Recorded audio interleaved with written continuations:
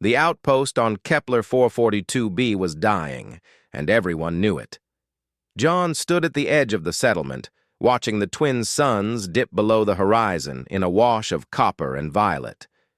The water recyclers had failed 3 days ago, and the emergency supplies were running low. Most of the colonists had already evacuated on the last transport, but John had stayed behind. Someone needed to maintain the communications array until the final ship arrived. That someone was always him, the engineer who never left a job unfinished.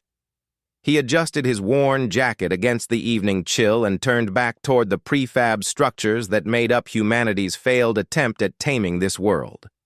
That's when he heard it. A sound that didn't belong in the abandoned colony. Children crying.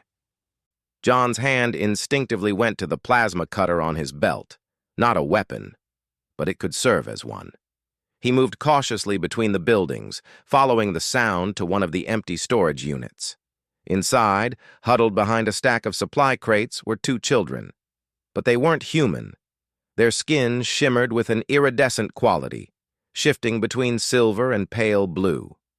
4 arms wrapped around each other protectively, and their large eyes, too large with vertical pupils, tracked his every movement. The younger one, no bigger than a human toddler, whimpered. The older one, perhaps 7 in human years, positioned themselves in front of their sibling. "Hey," John said softly, raising his hands. "I'm not going to hurt you." The children didn't respond, but their desperate expression was universal. They were terrified, exhausted, and John noticed the way they licked their cracked lips, severely dehydrated. He reached slowly for his canteen, the last of his personal water supply. The older child flinched, but didn't run. John opened the canteen and took a small sip himself, then offered it forward. "Water," he said simply. "It's safe." The older child stared at the canteen for a long moment, then cautiously reached out with one trembling hand. They sniffed it, took a tentative sip, then drank deeply. After a moment, they helped their younger sibling drink. John watched them drain half his water supply and felt no regret. Children were children, human or not. "Where are your parents?" he asked, though he didn't expect an answer they could understand. The older child pointed upward toward the sky, then clutched their sibling tighter, lost, separated. The story was clear enough. "All right," John said, making a decision that would probably get him court-martialed if command ever found out. "Come with me. I've got food and a warm place. We'll figure this out."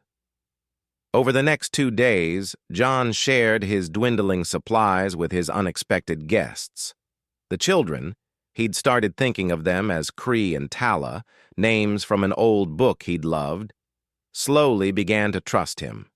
They couldn't speak English, but communication happened anyway.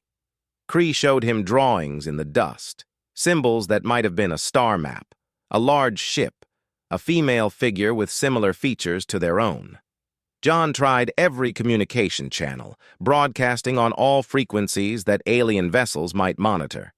2 juvenile, non-human entities in need of immediate assistance. Human caretaker standing by. Please respond. Nothing. Static and silence. On the 3rd day, everything changed. John was checking the perimeter sensors when they lit up like a festival display. 15 ships had just dropped out of hyperspace. Big ships, warships. The sensors couldn't even classify them properly. Technology too advanced for human recognition. His comm crackled to life, and a voice spoke in perfect English, cold and sharp as a knife's edge.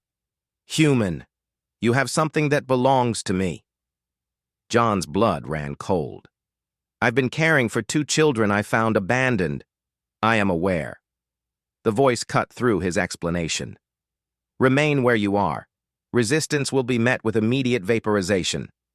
Within minutes, a single craft descended.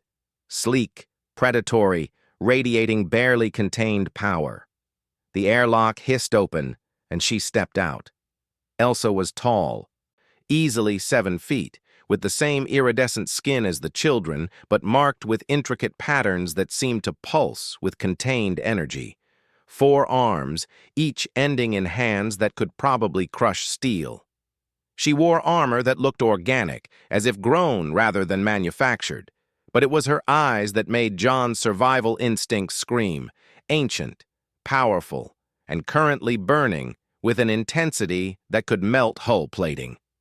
Behind her, at least 50 soldiers fanned out, weapons trained on John. Elsa crossed the distance between them in 3 long strides. John had faced down reactor meltdowns and hull breaches without flinching, but every cell in his body was screaming at him to run. She stopped inches from him, and for a terrible moment John was certain he was about to die. Then Kree's voice rang out. "Mara! Mara!" The children burst from the shelter and ran to Elsa, wrapping all 8 of their small arms around her legs. She dropped to her knees instantly, the terrifying warrior vanishing as she pulled them close, her 4 arms enveloping them completely. John heard her making sounds, not words, but something primal and maternal. After a long moment, she looked up at John. The fury in her eyes had transformed into something else, something evaluating. "You fed them," she said. It wasn't a question. "You gave them water. Your water from your own personal supply." She glanced at the empty canteen on the ground. "You had almost nothing, and you shared it." John shrugged, uncomfortable with her scrutiny. "They were kids.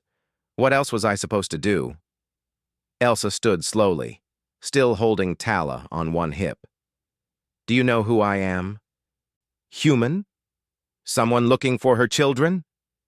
A ghost of a smile touched her alien features. "I am Elsa var Thrawn, Supreme Commander of the Kyrian Armada. I have conquered 17 systems. I have personally led battles that reshaped galactic borders. My name is spoken as a curse by my enemies and a prayer by my allies." She paused. "I have 14 ships in orbit right now with enough firepower to crack this planet's crust. I came here prepared to burn this entire colony to ash to retrieve my children." John swallowed hard. "And now?" Elsa looked down at Kree, who was showing her the drawings in the dust, including one of John, recognizable by his jacket. "Now," she said slowly, "I find myself in debt to a human who didn't know that showing kindness to my offspring would save his species from my wrath." She fixed John with an intense stare. "Our ship was damaged in an ambush. The children's escape pod malfunctioned, dropped them here. We've been searching for 3 days. 3 days. I believed them dead." Her voice cracked slightly on the last word. "Do you understand what you've done?" "Given some kids water," John offered weakly. "Prevented a war." Elsa's expression hardened. "If I had found them dead, if your colonists had harmed them or left them to die, there would be no human colony in this sector. There would be no human vessels. There would be no—" She stopped, visibly controlling herself. John nodded slowly, understanding dawning. "But they're safe. Thanks to random chance and basic decency." "Basic decency," Elsa repeated, as if tasting the words. "Is that common among humans?" "Common enough," John said. "We try anyway. Don't always succeed, but we try." Elsa was quiet for a long moment. Then she tapped something on her armor, and one of her soldiers approached with a small device. "My people do not forget debts," she said formally. "You showed mercy to the defenseless when you had every reason to conserve your resources for yourself. You cared for them as if they were your own." She held out the device. "This is a beacon. If you or any human ever needs aid, activate it. My fleet will come. My debt to you extends to your entire species." John took the device carefully. "That seems like an overreaction to some water and protein bars. To you, perhaps?" Elsa looked down at her children, and her expression softened in a way that made her seem less alien. "To a mother, There is no greater gift than the life of her children. You could have left them. You could have feared them. Instead, you gave them hope when they had none. She turned to leave, her soldiers falling into formation. At the ramp of her ship, she looked back. "John the engineer," she said, "the galaxy is vast and often cruel, but today you reminded me that kindness exists even in the void. I will not forget. Neither will the Kyrian armada." As the ships departed, Kree and Tala waving from a viewport, John stood alone in the gathering darkness, holding a device that represented an alliance he'd accidentally forged with water and compassion. The final evacuation ship arrived 6 hours later. When John tried to explain why there were alien ships in the system, no one believed him. But in the years that followed, when human colonies faced threats, when exploration vessels vanished, when war seemed inevitable, the Kyrian armada appeared, not as conquerors, but as guardians. And across the galaxy, stories spread of the fierce Elsa Thrawn, who would burn worlds for her enemies, but would defend humanity because one engineer had given water to children who weren't his own. In the end, the greatest alliance humanity ever forged wasn't won through military might or political maneuvering. It was won with kindness when it mattered most.